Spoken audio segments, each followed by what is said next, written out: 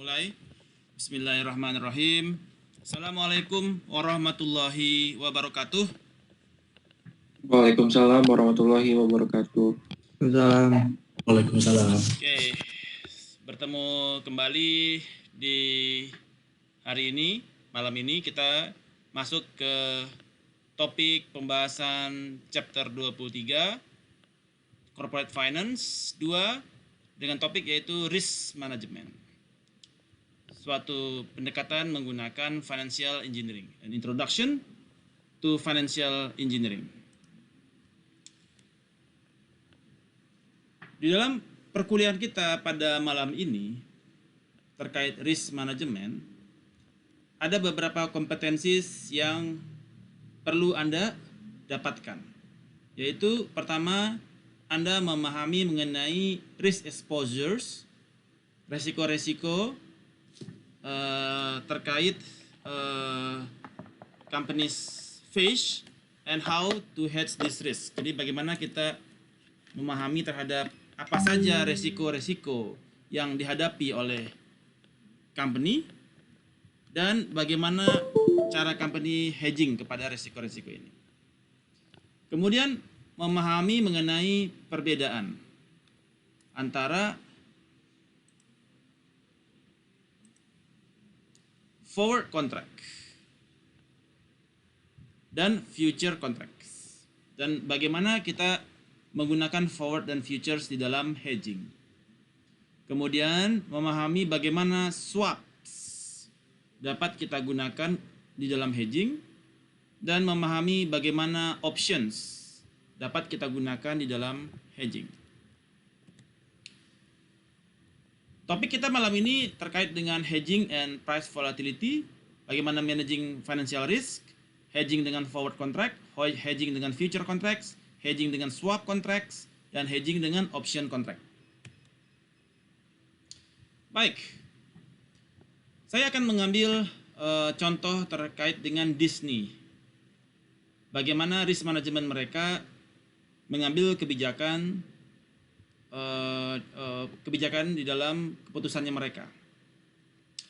Jadi Disney itu membuat kebijakan dan prosedur terkait risk management strategis yang mereka hadapi. Ada banyak risiko yang dimiliki oleh Disney. Bagaimana risiko mereka itu terkait dengan interest rate. Ketika mereka ngajuin pinjaman, ada rates di sana, ada interest rate, resiko interest rate. Kalau pinjamannya floating, itu ada risiko kepada interest rate. Kemudian exchange rate, foreign currency. Ketika mereka bertransaksi dengan Indonesia, dengan Inggris, ya, dengan Amerika dan lain sebagainya, ada foreign currency risk, foreign exchange risk di sana. Dan fair market value of certain investment. Nah, interest rate itu Disney menggunakan interest rate swap dalam rangka untuk memanage kepada interest rate exposure-nya dia. Kemudian options dan forward juga digunakan untuk foreign exchange. Jadi mereka menggunakan options dan forward. The company menggunakan value at risk model dan security derivatives-nya dia are used only for the hedging, ya, not for speculation. Jadi risk management of financial engineering itu erat hubungannya dengan risk management. Bagaimana mereka membuat keputusan menggunakan financial engineering dalam rangka memitigasi kepada resiko yang mereka hadapi. Kalau ada pertanyaan nanti langsung shoot aja ya di tengah ya. Nah, melihat kasus kepada Disney,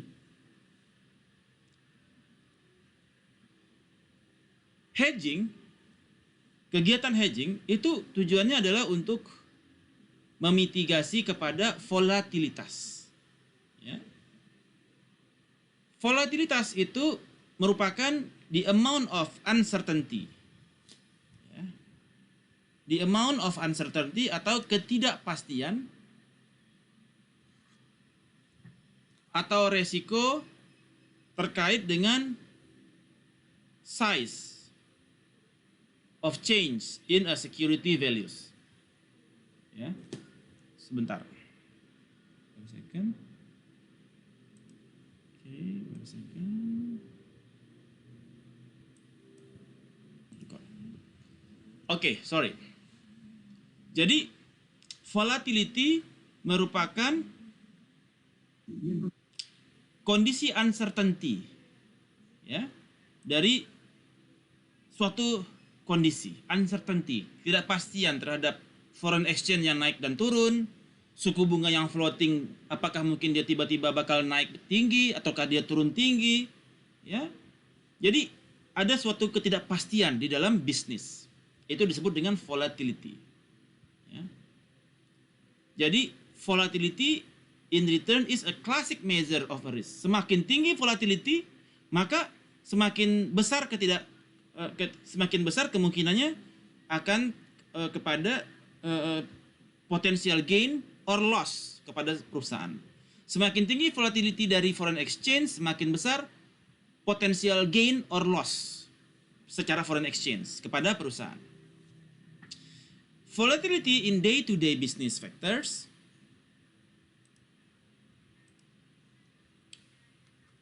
sering mengakibatkan kepada volatility kepada cash flow and return. Ya.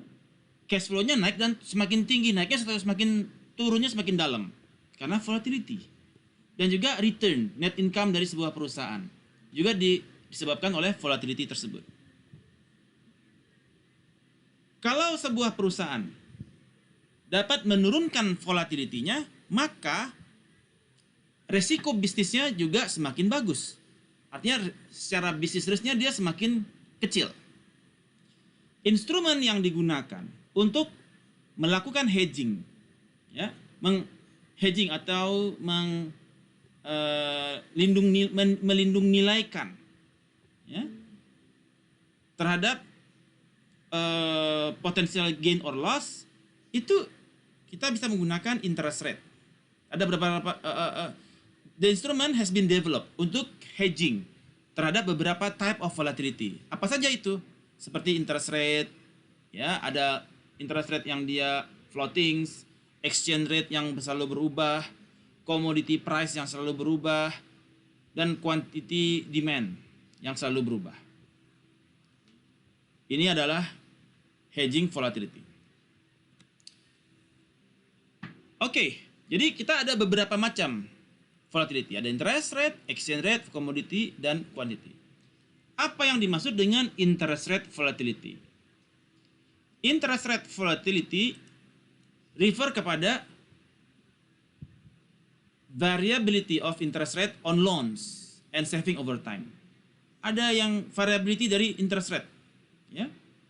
Jadi kalau kita menggunakan floating rate, ya, misalkan pakai LIBOR, ya, oke, gak usah pakai LIBOR dulu deh, floating aja.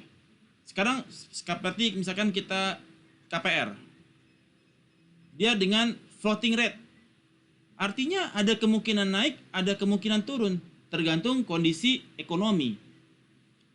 Ketika negara dalam kondisi resesi, itu interest rate-nya bakal naik. Ya. Ketika negara lagi kondisinya bagus, interest rate-nya bakal turun. So, ini suatu uncertainty dalam kondisi floating rate. Ya.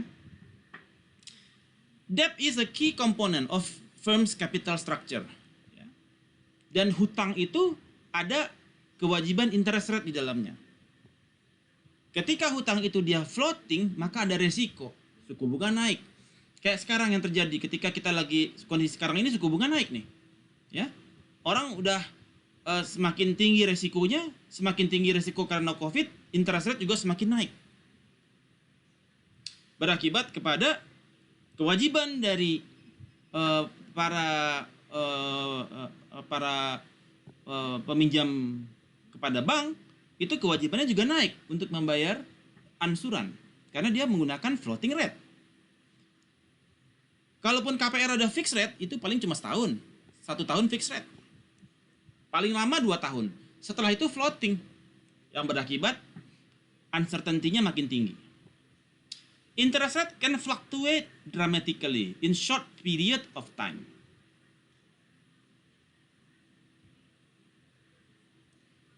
Kemudian, companies that hedge against changes in interest rate can stabilize borrowing cost. Jadi, ketika company itu berhutang dengan kondisi floating, dia bisa stabilize dengan mengajukan fix ke tempat lain. Sehingga itu bisa mengurangi kepada overall risk dari sebuah perusahaan. Available tools, dia bisa menggunakan forward rate, futures, swap, options, dan sebagainya. Jadi kita akan bahas ini nanti terkait dengan forward future swap. So far so good, Arasto? Kapish?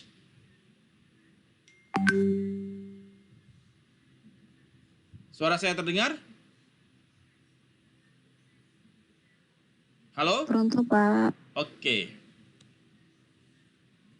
Sorry Pak, boleh kembali Pak tadi? Ya, silakan Markus. Forwards dan future bedanya apa Pak? Maaf Pak, boleh bilang? Nanti kita akan masuk. Oke. Topiknya ke depan ya. Oke. Kemudian ada lagi resiko kepada interest rate, kemudian exchange rate. Exchange rate adalah dari foreign exchange. Ya. Exchange rate volatility.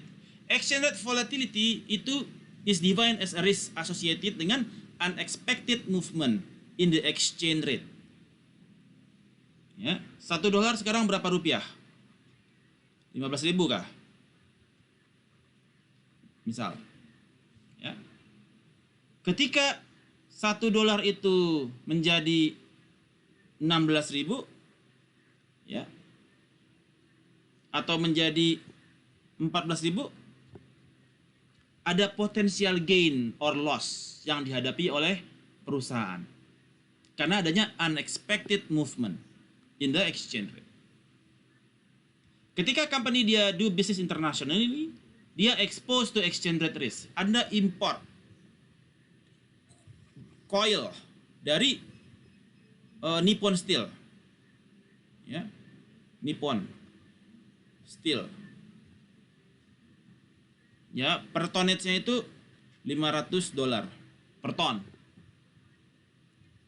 Ketika Anda impor dengan harga $500. Ketika itu kursnya dia 15.000. Oke. Ketika jadwal Anda bayar 3 bulan kemudian, karena dapat titi remittance 90 hari, rate-nya kurs udah menjadi 17.000. Sehingga Anda mempunyai potensial loss. Ya. Jadi Anda memberi dolar lebih mahal. Ada potensial loss ketika Anda bayar tagihan Anda. Karena Anda jual mobil kan, karena kita ketika Anda jual ini dalam rupiah. Anda menjual mobil dalam rupiah kan? Anda menjual Toyota berapa harganya? 300 juta. Itu pakai rupiah. Sementara Anda bayar cicilan, bayar material Jepang bayarnya dalam dolar. Anda membayar invoice dalam dolar ketika Anda import. Sehingga ada potensial loss di situ. Potensial loss dari foreign exchange risk. Ya, jadi yang dia do business internationally expose kepada exchange rate risk yang berakibat kepada potensial gain atau potensial loss. The more volatile the exchange rate, the more difficult to predict cash flow dari perusahaan and its domestic currency. Ya, semakin volatile dolar dan rupiah, maka semakin sulit untuk memprediksi cash flow perusahaan karena ada exchange rate loss di sana. atau gain. Jadi Anda salesnya 300 juta satu mobil Hilux misalkan. Kewajiban Anda dolar. Jadi cash flow Anda semakin turun ketika Anda nilai kurs dolar menguat terhadap rupiah atau rupiah melemah kepada dolar. Maka Anda semakin ada potensial kepada potensial exchange loss. Foreign exchange loss. Ketika perusahaan can manage, if a firm can manage exchange rate risk, it can reduce volatility dari earningnya dia. Bagaimana caranya? Bisa menggunakan forward, bisa menggunakan futures, swap, dan options. Exchange rate volatility. Commodity volatility. Commodity volatility adalah to describe price fluctuations on a commodity. Apa yang disebut dengan commodity? Macam ada komoditinya misalkan macam-macam ya, karet gitu ya, komoditas, apalagi jagung, ya, komoditi.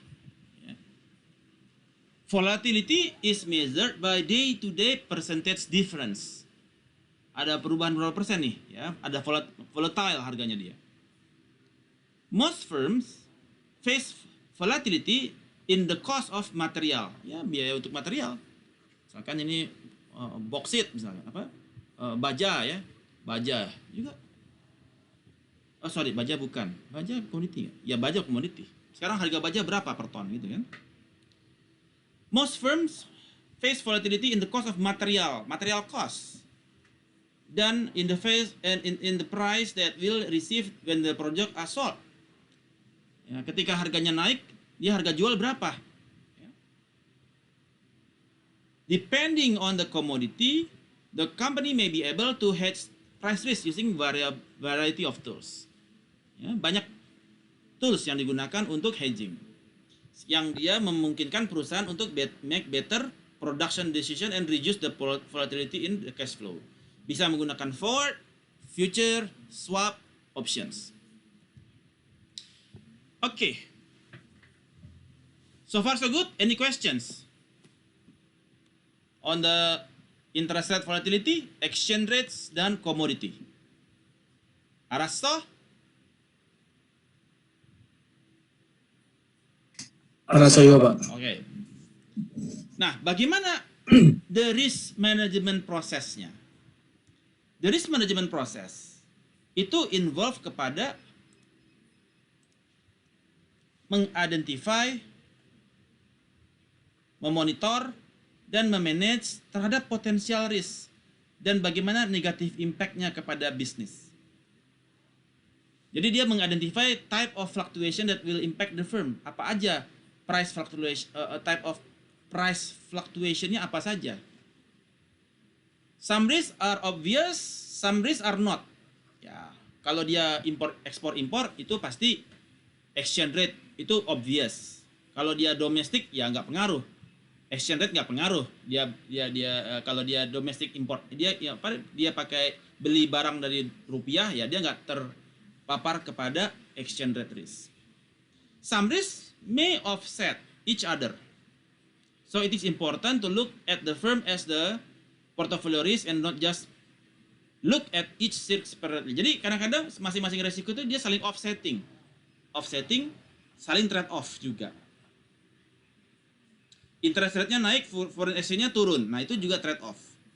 Atau exchange rate-nya turun, foreign exchange-nya naik. Itu juga saling trade off. Ya. Some risk dia kadang-kadang dia offsetting each other. Kita juga harus melihat kepada cost of managing the risk, ya, relative to the benefit derived. Ada cost ketika kita managing the risk. Jadi nggak semua sekedar ada cost di sana. Ya. Kalau kita terlalu overly kepada risk, managing risk, maka cost kita juga besar. Kalau kita all the time kita selalu berusaha ensure our ensure our gain, ya. Risk profile merupakan useful tools untuk menentukan terhadap relative impact dari different type of risk. Jadi ada yang disebut dengan risk profile. Apa yang dimaksud dengan risk profile? Ketika things go wrong, speculative risk can result in losses. Ketika kita things go wrong, kondisi tiba-tiba meleset, apabila kita melakukan spekulatif terhadap risk, itu bisa mengakibatkan losses. Sekarang Anda pakai foreign exchange 15.000, Anda nggak ngapa-ngapain. Tiba-tiba kondisi kita Amerika perang sama Cina. Kira-kira kalau Amerika perang sama Cina, dolar makin mahal atau makin murah? Mahal, Pak. Nah, jadi kalau when things go wrong, kita tidak mengantisipasi, itu bisa mengakibatkan company losses. Kita beli dolar 18.000, 20.000 kalau dia perang. Makin berat kan? Sehingga kewajiban kita untuk bayar utang ke luar negeri makin tinggi. Sekarang kita ngutang ke luar negeri buat bikin bandara Kuala Namu, buat bikin bandara Jogja International Airport, bandara apa itu? Mana lagi itu? Bandara pada ngutang semua. Tiba-tiba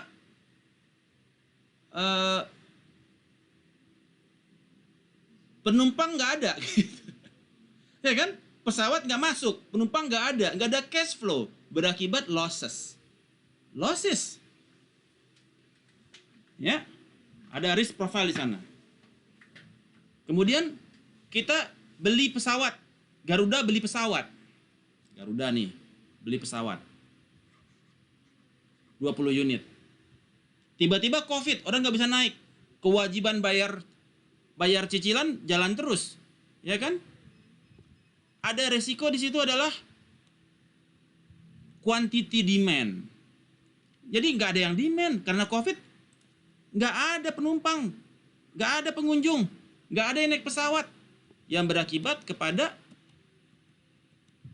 losses, hancur, kacau balau. Garuda bangkrut. Ya. Jadi when thing go wrong, itu bisa berakibat losses. Jalan tol, ya, jalan tol dibangun pakai hutang, ya, tiba-tiba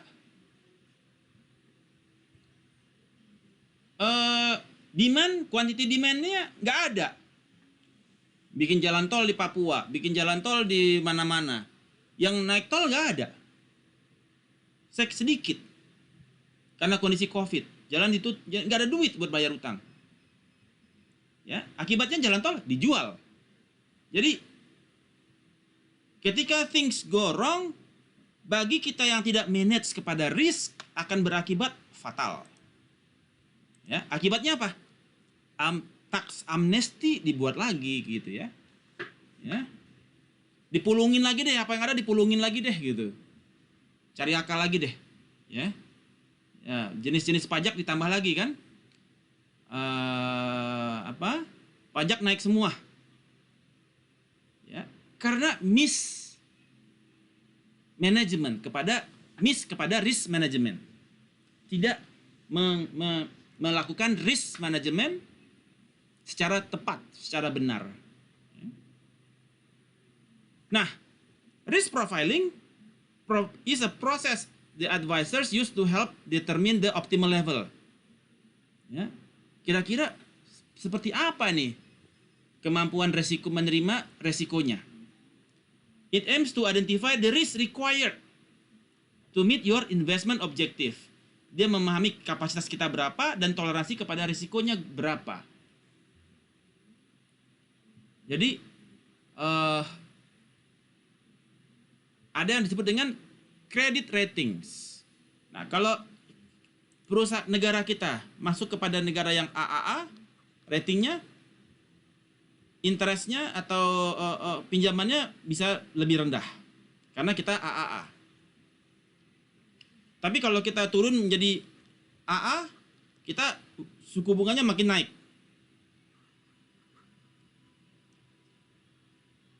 Besar ya.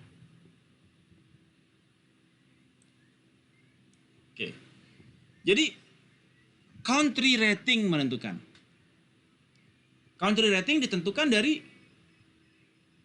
seberapa besar project-project yang lancar. Kalau company-company kita mengalami financial distress, asing juga rating kita turun. Garuda bangkrut, BUMN bangkrut, ini bangkrut, kita bisa turun rating kita. Bisa jadi B. Karena perusahaan-perusahaan kita tidak melakukan risiko manajemen yang tepat. Ya, pada gampang aja bangkrut gitu kan. Tinggal PLN bangkrut. Ya. Oke, PLN bangkrut, Garuda bangkrut, ya udahlah. Artinya tidak mampu memanage risk. Basic tools for identity dan risk profile juga merupakan basic tools to identify and measures the exposure kepada risk. Ya. So, di dalam risk profile kita bisa melihat bagaimana sebuah value dari perusahaan itu terpengaruh dari changes in price. Kalau dia price-nya dia semakin tinggi, price-nya dia growing, maka berakibat kepada unexpected increase in price, increase for a grower, ada dua ya, kepada buyer atau kepada manufaktur atau penjual dan pembeli. Kalau harganya harga komoditinya naik sebagai produsen, maka dia semakin untung dong. Ketika price-nya makin tinggi, ketika unexpected price-nya increase, maka sebagai produsen atau penghasil sawit, kita mengalami peningkatan value of the firm, mengalami peningkatan. Namun, ketika kita sebagai buyer, ya, dari sisi buyer, ketika peningkatan harga terhadap sawit atau kepada minyak, maka mengurangi value of the firm. Duit kita, cash flow kita semakin besar keluar, cash outflow makin banyak. Ya. Nah, jadi kita termasuk kepada risk profile yang mana, sebagai buyer atau kepada si produsen atau maker. Nah, itu akan mengalami risk profile yang berbeda. Bagaimana kita mengurangi kepada risk exposure tersebut? Cita-cita kita dalam hal ini adalah melakukan hedging, lindung nilai, hedging, untuk menurunkan kepada slope of the risk profile. Kalau yang sebelumnya dia begini, kita bikin dia melandai, ya, menurunkan resikonya, supaya nggak semakin tinggi gitu ya slope-nya. Jadi slope-nya dari yang segini kita jadikan segini, turunkan. Hedging will not normally reduce risk completely. Tidak totally mengurangi resiko, ya, secara komplit. Jadi nol resikonya, no. Ya. For most situation, only price risk can be hedged, not quantity risk. Kalau price kita bisa hedge, ya. Kita bisa hedge untuk price, namun quantity risk kita susah sekali. Bagaimana orang nggak naik pesawat? Itu kan quantity demand. Bagaimana kita bisa hedging kepada orang yang mau naik pesawat? Nggak bisa. Tapi kalau suku bunganya kita bisa hedge, exchange rate kita bisa hedge, commodity kita bisa hedge, quantity impossible. Ya, nggak ada yang menjamin yang naik pesawat dari Klaten gitu ya. Bandara udara apa yang baru sekarang di Jogja? Saya lupa di mana ya. Kulon Progo kah? Atau Klaten ya? Ada yang tahu nggak? Kulon Progo deh. Kulon Progo Bang, ya, baru. Kulon Progo International Airport gitu kan, KPIA. Ya. Nggak ada penumpang, ya. Nggak ada pesawatnya mendarat, cuma satu. Itu sekarang udah nggak ada lagi, udah jadi tempat selfie, Instagram gitu doang sekarang. atau jadi sarang burung hantu. Ya. So, ada quantity risk di situ. You may not want to reduce the risk completely because you miss out the potential upside as well. Ya, kalau Anda reduce completely, kita juga kehilangan potensial upside. Kemudian timing. Short run exposure, transaction exposure can be managed in variety of ways. Dan long run exposure atau economic exposure, resiko ekonomik hampir impossible untuk di hedge.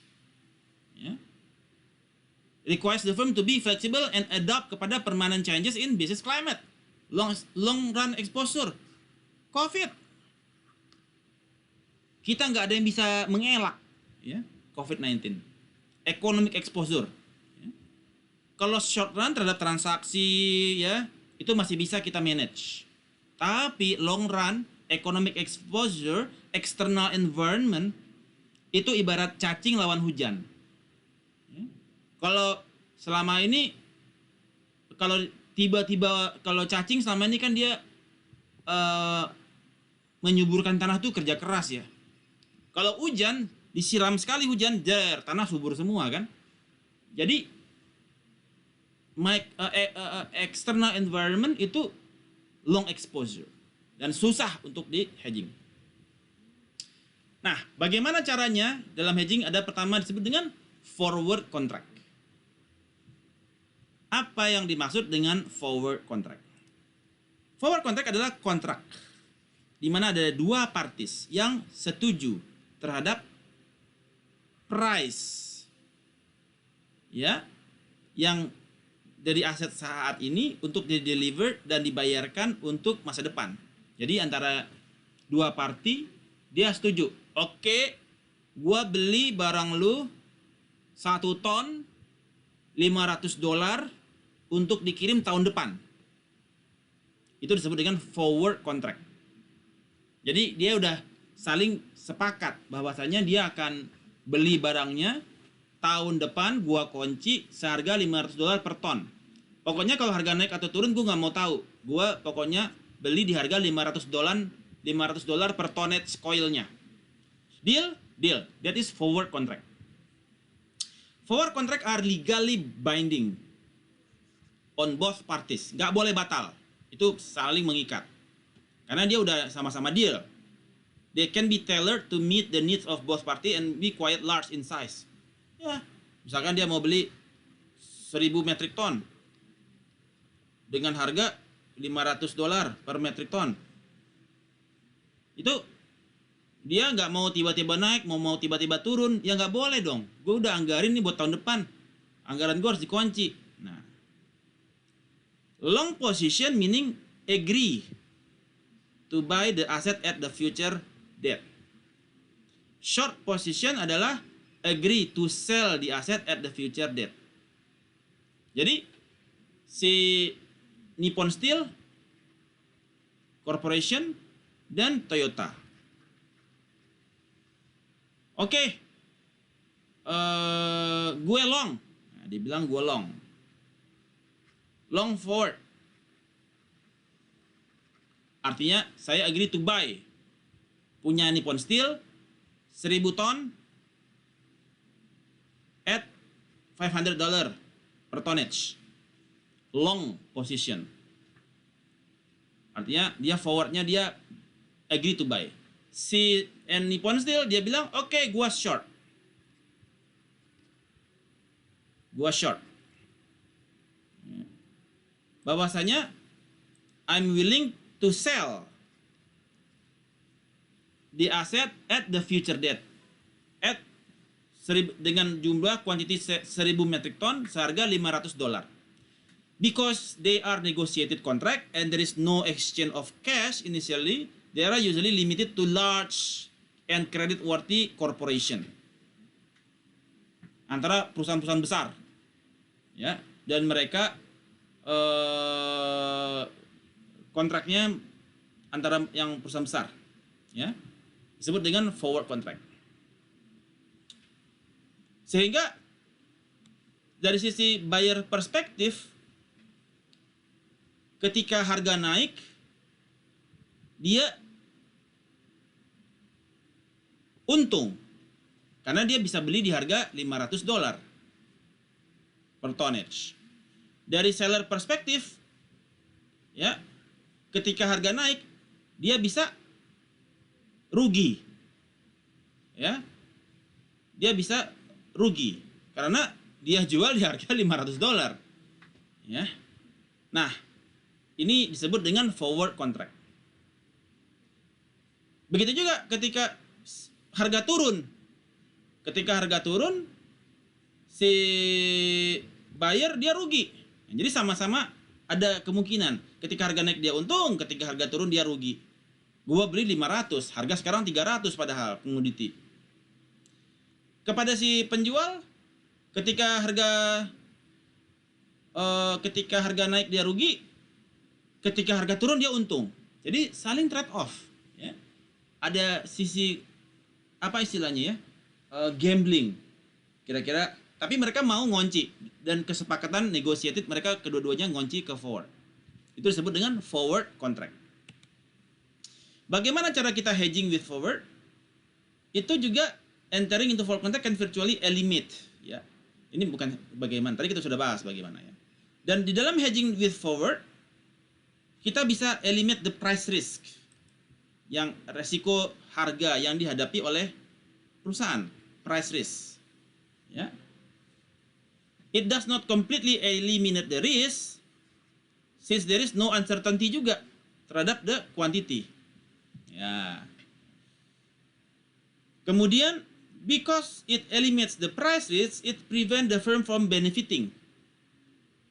Jadi kalau perusahaan dia nggak bisa benefiting juga kalau ketika harganya dia lebih tinggi, jadi juga nggak bisa benefiting, ya, atau lebih rendah. Jadi sama-sama beresiko. Dan a firm has also to spend some time or money evaluating the credit risk. Dia harus lihat juga counterparty credit risknya gimana, kredit ratingnya seperti apa, kredit ratingnya dia bagus apa enggak, apakah dia AAA company-nya atau BBB. Secara country dia gimana Indonesia credit ratingnya. Jadi dia nggak sembarangan dia mau forward contract. Ya. Kemudian forward contract are primarily used to hedge exchange rate risk. Ya, exchange rate. Ya, 500 dia kemarin bukan $500, artinya dia $1 sama dengan berapa rupiah? Dia kunci di 15.000. Nah, dia kunci juga. Forward contract are primarily used to hedge the exchange rate risk. Besok gua beli di harga 15.000 ya per dolar. Jangan berubah gitu ya. Itu salah satu primary use di dalam forward contract. Bukan $500. $500 kalau per dolarnya dia 17, kalau sekarang per dolar 17.000 ya sama aja bohong gitu kan. Jadi dia kunci di exchange rate-nya. If we hedge the forward contract, we eliminate the risk associated with the adverse price change. Tapi kita juga mengeliminate kepada potensial gain. Kita sebenarnya bisa untung nih kalau dia 13.000. Tapi gue udah terlanjur deal di 15.000. Ya udah. Artinya kita juga menghilangkan potensial gain dari favorable move. So far so good. Araso? Kapish?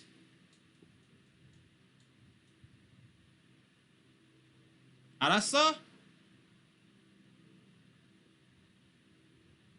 Ini udah pada lagi nonton TV. Arasoyo, Pak. Oke.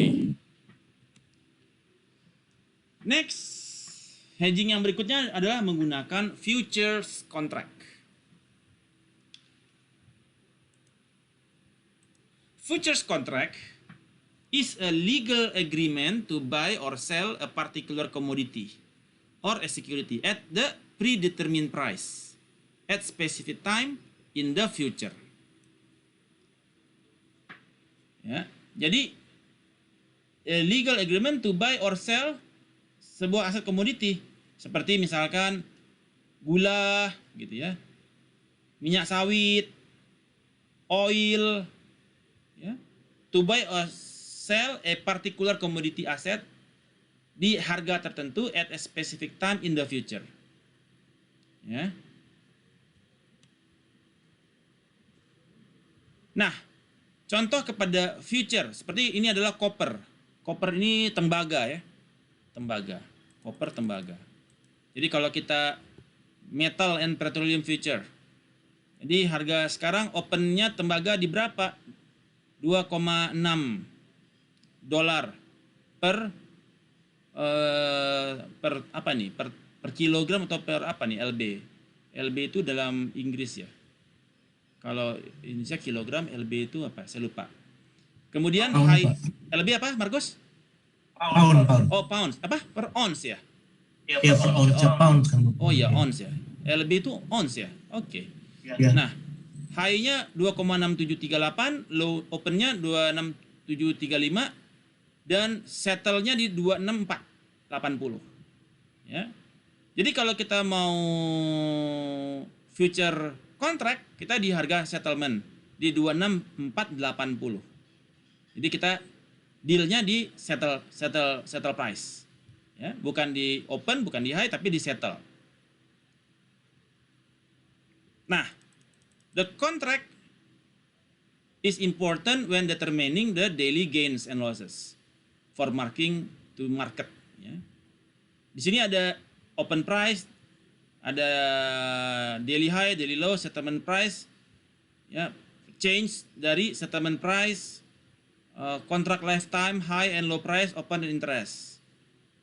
The change in settlement price times the contract size determine the gain or loss.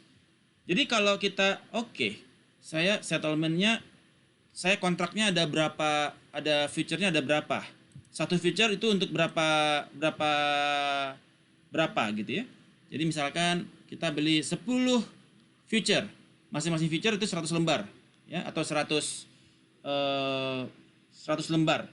Jadi 100 lembar. Maka itu dia bisa berapa selisih change-nya dikalikan dengan jumlahnya dikali dengan 100 lembar. Jadi ada potensial berapa dia mempunyai potensial profit or loss. Ya. Long increase in settlement price leads to a gain. And long adalah ketika ada peningkatan kepada settlement price leads to a gain, a potential gain. Short ketika ada increase in settlement price yang leads to a loss. Itu dia short. Jadi long itu gua untung, short itu gua loss. Ya. Itu kalau di dalam future. Kalau di forward gua long artinya gua beli. Kalau gua short artinya gua jual. Di dalam future long ada gain. Short kalau gue loss. Ya. Bagaimana hedging? Ya, ini dalam hedging dengan futures. Hedgingnya, the risk reduction capability of futures are similar to forward. Jadi konsep berpikirnya future dengan forward itu sama. Ya.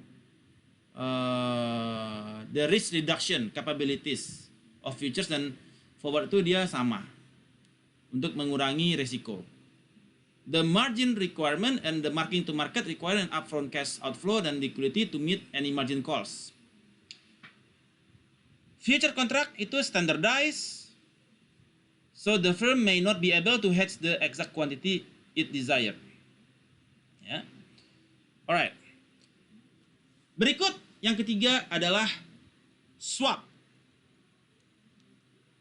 Swap merupakan Ajarin yes, Pak. Margus. Kalau future bisa dibatalkan nggak Pak? Atau dia juga binding Pak, legally binding? Future. Oke.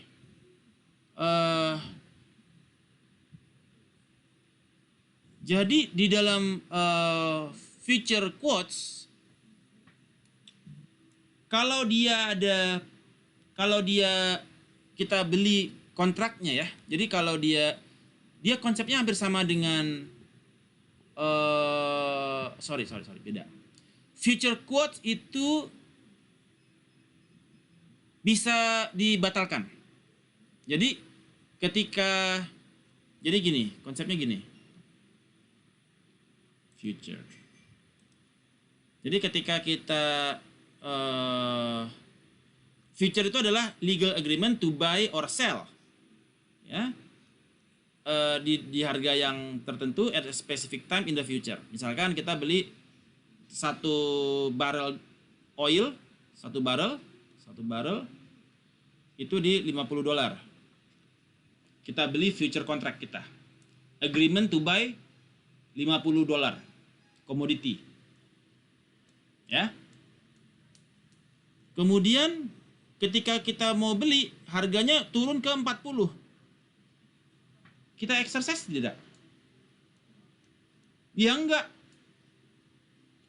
Ya, kita enggak exercise. Rugi dong kalau kita exercise. Jadi kontrak itu bisa tidak kita exercise. Tapi kita sudah bayar, kita ada cost di situ. Membayar premi.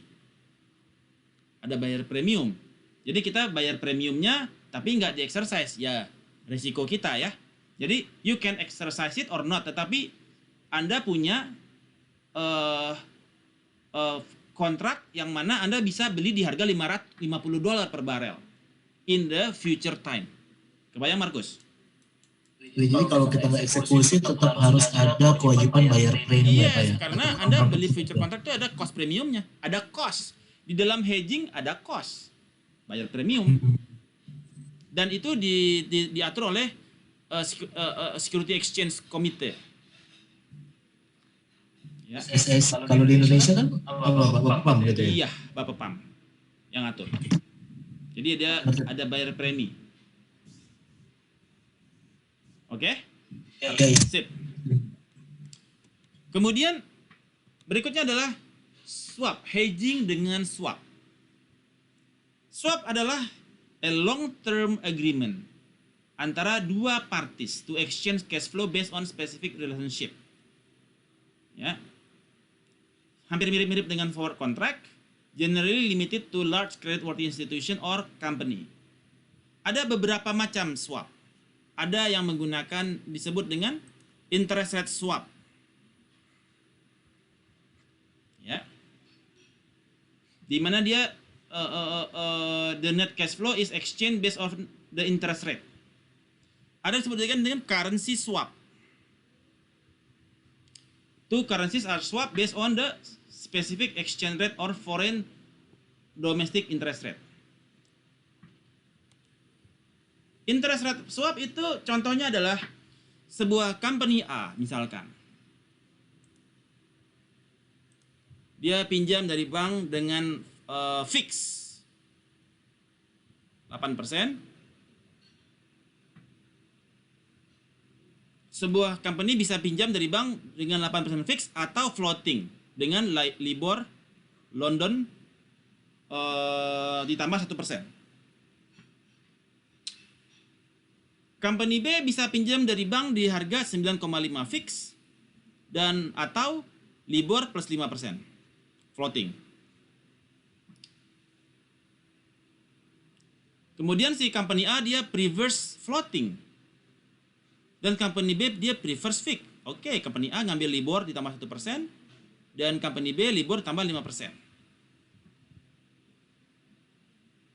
By entering into swap agreement, both A dan B are better off, then they will be borrowing from the bank with their preferred type of loan and the swap dealer makes 0.5%. Jadi ketika dia si A itu dia floating LIBOR ditambah 1%, company A prefer floating, ya, dan company B prefers fix. Jadi company A dia membayar LIBOR ditambah 0,5%.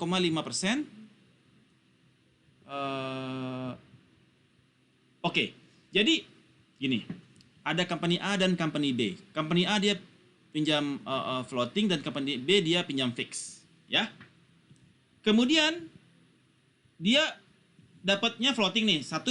Dia company A dia pinjam ke bank pinjaman kredit investasi dengan floating. Company B dia pinjam ke bank dengan fix rate. Ada dua company. Kemudian mereka pengen swap. Yang si floating, saya bikin satu lagi dari sini deh. Sebentar. Saya biar enak.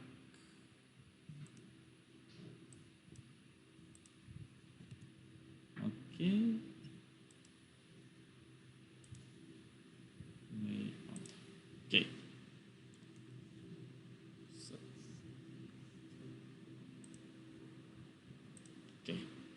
Contoh, ini ada company A, ini ada company B. Yang satu dia dapat pinjaman dari bank dengan kondisi floating. Yang satu dapat pinjaman dengan kondisi fix. Si floating merasa, wah beresiko nih gua nggak tahu nih kalau floating resiko gua gede, gua pengen fix fix ya, gua pengen fix. Nah, kemudian dia melakukan swap. Kalau gitu gua swap aja, gua mau swap. Kemudian si company A nawarin kepada company B. Nanya ke si B. B, saya pinjamannya floating. Tapi kita kacau nih. Kenapa? Ya penjual exchange rate-nya nggak jelas. Ya. Floating exchange rate-nya nggak jelas, kita ada resiko di situ. Oke, kata B. Kalau gitu gimana kalau gua gua kasih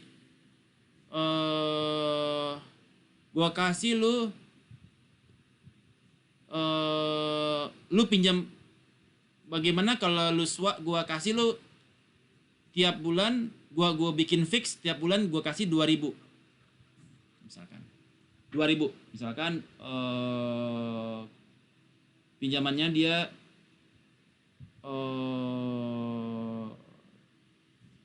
gue kasih lu fix 2.000 tiap bulan, $2.000 untuk bayar bunga. Ini ada yang bunganya dia floating, interest rate-nya dia floating, bunganya, dan itu oke, gue kasih lu 2.000. Gimana cara kerjanya? Kalau kewajiban kalau dia floatingnya itu gua ada untung, itu buat gua. Tapi kalau gua rugi, itu rugi gua.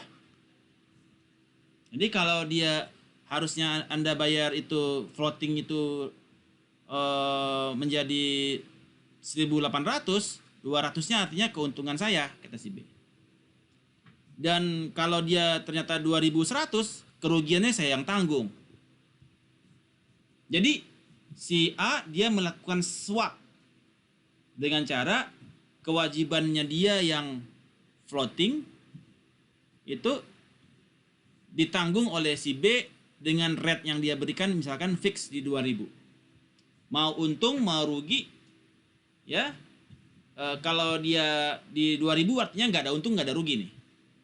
Tapi kalau dia ternyata exchange rate interest rate-nya itu berakibat kepada cicilannya menjadi turun jadi 1.500, maka selama periode itu si B untung. Namun kalau dia ternyata kondisinya tiba-tiba COVID dan dia bayar angsuran jadi 2.500, itu si B juga yang tanggung. Itu cara bekerjanya swap. Arasah? Ini 2.000 di sini maksudnya premi kan Pak ya? Kan dia bisa saja dia floatingnya dia misalkan dia oke, kalau kita interest rate lah ya, interest rate misalkan dia fix di 15% misalkan, tiba-tiba dengan 15% itu bayarnya itu 2.000, installmentnya 2.000 per bulan misalkan, atau ya misalnya ya 15% dari pinjaman kan, misalkan 2.000 per bulan per tahun kan, 2.000 per tahun. Oke, saya fix 15% deh, gua kasih fix 15%, tapi kalau dia floatingnya turun ke 13%, artinya gue cuan, si B cuan. Karena si B cuma bayar 13%, 2%-nya buat dia. Iya. Tapi kalau suku bunga interest rate-nya dia naik ke 17%, si B yang nanggung, si B rugi. Dan dalam hal ini, B dia hitung-hitungan. Ini berapa kira-kira ke depan resiko dari bisnis ini kan?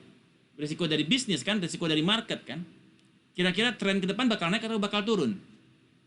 Jadi dia harus menawarkan berapa dia kasih fix kepada si PTA.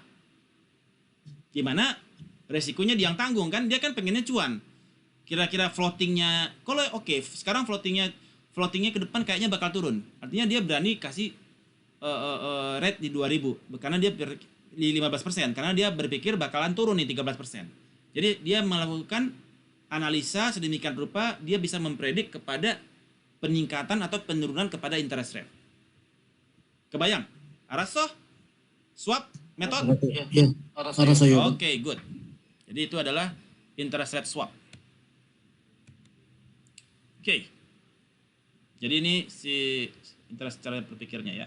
Kemudian berikutnya adalah option contract.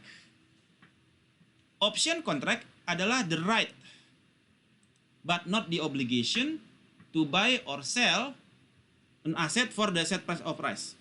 Adalah hak tetapi bukan kewajiban. Dia punya hak tetapi bukan kewajiban, baik untuk beli ataupun untuk jual. Di harga tertentu, di dalam periode tertentu. Ada disebut dengan call option. The right to buy the asset. Call, telepon ya. Gue call, gue beli. Artinya ada opsi untuk membeli. Dan ada put, right to sell. Hak untuk menjual di harga tertentu. Harga tersebut itu disebut dengan exercise price atau strike price. Yang mana dia disebutkan berapa harga spesifiknya. Dalam expiration date. Dalam jangka waktu tertentu atau specific date. Ada yang tempo terakhir dia deadline ini tanggal berapa? Berakhir, expiry date-nya dia. Ya. Buyer memiliki right untuk exercise the option. Ya. The seller is obligate. Kalau buyernya itu dia exercise, maka sellernya wajib jual atau wajib beli. Karena dia sudah beli right-nya ya, sudah bayar premi. Call option dia call option writer is call option writer is obligate to sell the asset if the option is exercised. Ya. Kalau dia exercise, oke, gue exercise nih call option gue, dia wajib jual di aset. Ya. Si writer atau artinya si pemegang dia wajib jual kalau call optionnya di exercise oleh si buyer. Put option kalau dipakai maka si put itu dia jual maka dia wajib beli kalau put option di exercise oleh buyer. Ya. Unlike forward and future, options allow the firm to hedge downside risk but still participate in upside potentials. Pay premium for this benefit. Ya. Premium for this benefit. Jadi kalau misalkan payoff profile, jika ini adalah exercise price-nya di 40, stock price-nya di harga stock price-nya di harga 60. Ya. Untuk call itu beli ya, call beli. Harga sekarang 60, exercise price-nya di 40. Ya, ini payoff. Ini 100. Ini adalah buy a call with the 40. Oke. Jadi kalau harganya sekarang di 100, sorry ya. Ini harganya stock price-nya di 100. Dia punya exercise price 40. Ya. Maka dia punya keuntungan 60. Dia exercise di 40, jual 100. Sorry. Dia call, beli. Dia beli di 40. Harga sekarang 100. Dia cuan 60. Itu payoff profile. Sekarang dia punya exercise price di 40. Kemudian dia ini exercise price-nya dia sell a call, exercise price-nya di 40. Kemudian dia price-nya di 100. Oh, ini salah nih. Exercise price-nya 100. stock price-nya dia di 40, maka dia minus 60. Ya. Oh, sorry, dia ini buy a call. Buy a call artinya dia untuk beli option. Sell a call artinya dia put. Dia jual. Ya, put, sell a call artinya dia sisi dia jual a call kan? Oke. Artinya si pemegang saham ya, si perusahaannya itu ya, atau si brokernya ya, si dealernya. Jadi ketika kita buy a call dengan exercise 40, harga saham di 100, kita cuan 60. Sedangkan di pihak lawan dia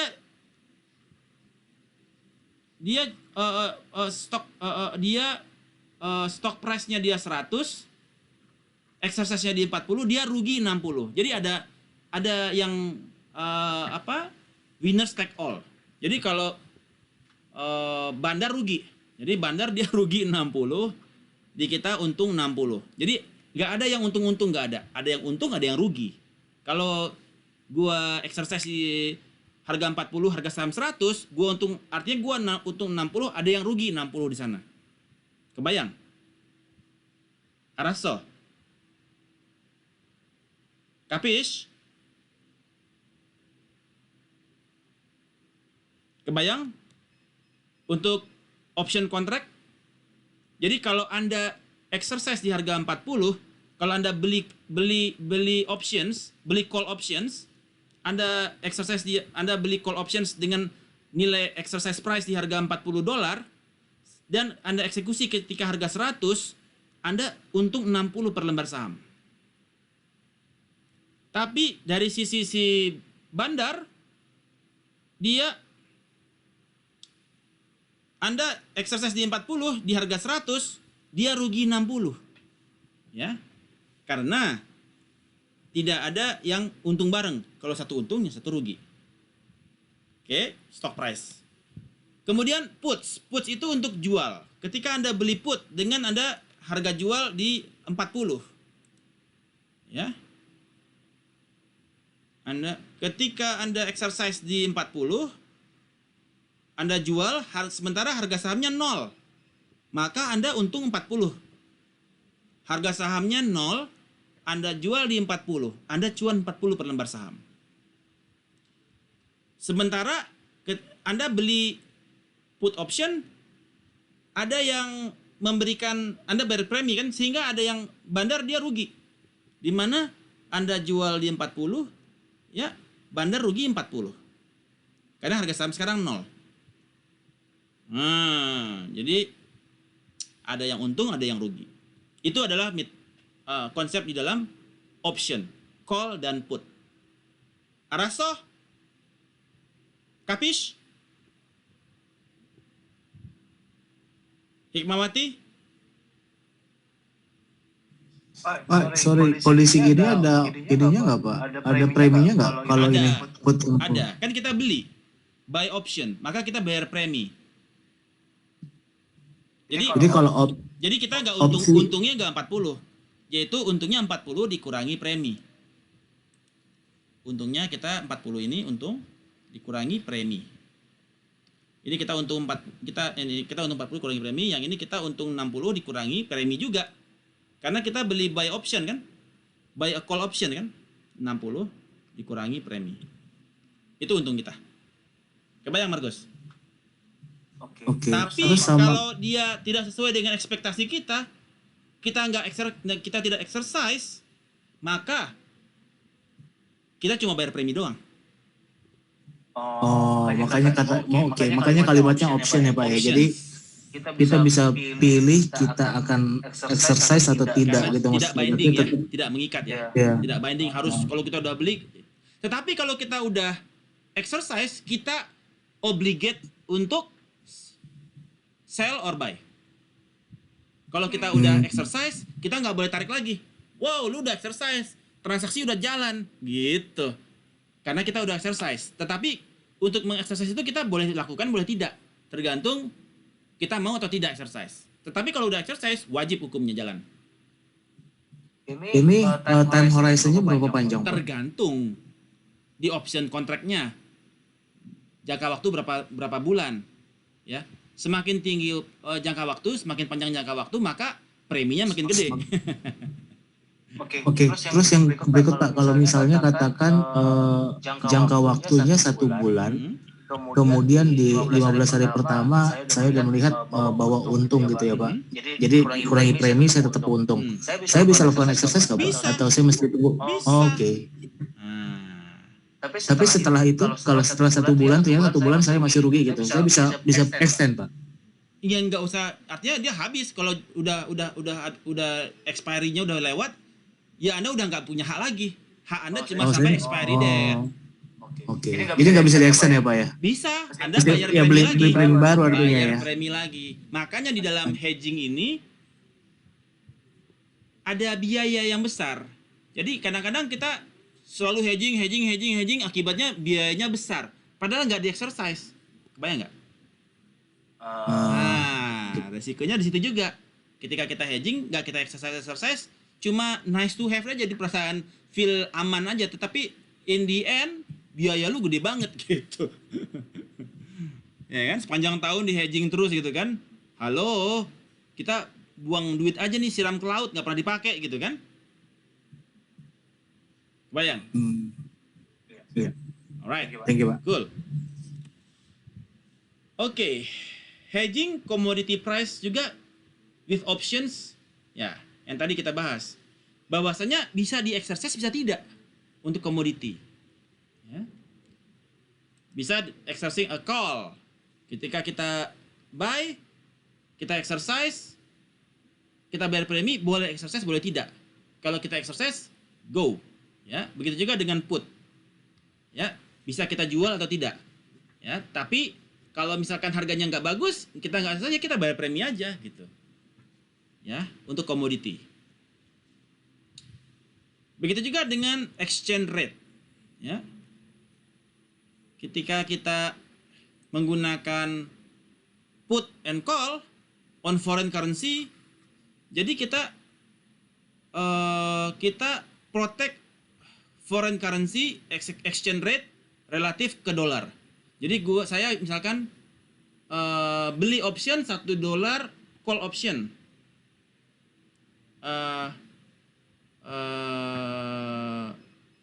jadi kita buying puts untuk menjual misalkan. Kita untuk jual di harga rate-nya $1 sama dengan 15.000 misalkan. $1 sama dengan Rp 15.000. Kita ada buying puts. Put options untuk kita jual di harga 15.000. Kemudian harga turun ke 13.000. Ya, rupiah menguat. Ya. Rupiah menguat, buying puts. Rupiah menguat, rupiah melemah ya. Yang paling bahaya kan rupiah melemah ya. Rupiah melemah di 17.000. Nah, kecenderungannya rupiah melemah kan. Tetapi Anda punya buying puts itu Anda jual. Ya, kalau Anda jual di 15.000, sekarang dolar 17.000, Anda rugi dong. Ya, jangan di-exercise kalau 17.000. Tapi kalau 13.000, sekarang rupiah menguat. Anda bisa jual di harga 15.000. Artinya jual di 15. Ya. Kalau Anda beli call, Anda untuk beli di 15, Anda pakai ketika harga rupiah terhadap dolar 17.000. Anda beli di 15. Nah, itu disebut juga hedging interest rate risk. Hedging exchange rate risk dengan options. Dan ini biasanya digunakan untuk yang dia doing business dengan overseas. Oke, gue beli option deh. Jadwal bayar ke tahun depan kita kunci di rate yang sama dengan kita belanjanya 15.000. Takutnya tahun depan harganya 18.000 per dolar. Ya, akibatnya sekarang pemerintah kewajiban jatuh tempo kalau nggak di hedging. Nah, kalau Bu Sri Mulyani dia nggak hedging untuk hutang jatuh tempo, kacau balau. Ya kan? Bisa aja utang kita udah triliun-triliunan kan? foreign exchange loss kita aja udah 1 triliun misalkan kan, bisa saja. Foreign exchange loss. Ya. Kita nggak ngapa-ngapain, utang kita nambah, gila kan? Gara-gara exchange rate kita melemah kepada dolar. Kita beli dolar makin berat kan? Kita 18.000, 20.000. Nah, aduh, kacau. Nah, berapa besarnya foreign exchange loss hutang luar negeri kita? Wow, ngeri. Oke. Hedging interest rate risk with option, ya. Di dalam hedging interest rate risk dengan options, kita juga ada buy a call and sell a put. Ya, buy a call and sell a put. Konsepnya juga sama. Ya. Kita di interest rate berapa nih? Ya. Untuk interest rate jadi ada interest rate caps di sini. Apa yang dimaksud dengan interest caps? Dan ada floor. Interest rate caps, kita buy caps itu tujuannya kalau dia floatingnya dia lewat dari caps tersebut, kita bayarnya seharga caps. Jadi kita buy caps, ya. Atau buy floor. Kalau interest rate-nya turun, interest rate-nya kita pakai floor. Jadi kita ada caps atas, floor di bawah. Misalkan di sini 15%, di sini 10%. Kalau kita prediksi interest rate-nya bakal naik, Anda buy caps di 15%. Jadi kalau ternyata suku bunga sekarang 17%, Anda exercise tuh di 15%. Anda kewajiban bayar cuma 15%. Karena Anda sudah buy caps. Ketika suku bunga turun ke 5% kewajiban, ya, Anda ketika suku bunga turun ke 5%, Anda bayarnya itu nggak ada eksekusi dong, ngapain dieksekusi, ya? Atau suku bunga dari 13 turun ke 12%, Anda beli floor 10%. Jadi Anda bayar di 10%. Kunci di 10%. Nah, sehingga Anda bisa bayar lebih murah. Gitu ya. So, ini disebut dengan hedging interest rate risk with options. Sedangkan collar itu adalah Anda beli call and sell put. Jadi buy a call and sell a put. Jadi Anda buy a call and sell a put. Jadi dua-duanya Anda lihat. Kalau suku bunga di atas, suku bunga di bawah, Anda caps dan floor Anda beli. Jadi Anda dua-duanya risiko Anda jagain. Kayak semacam straddle, ya, buy call and put. Itu disebut dengan interest rate risk with the options. Oke. Ada pertanyaan? Silakan.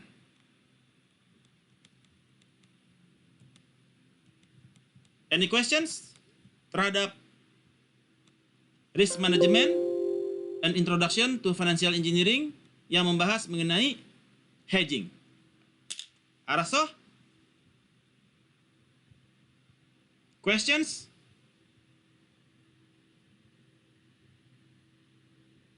Kapish?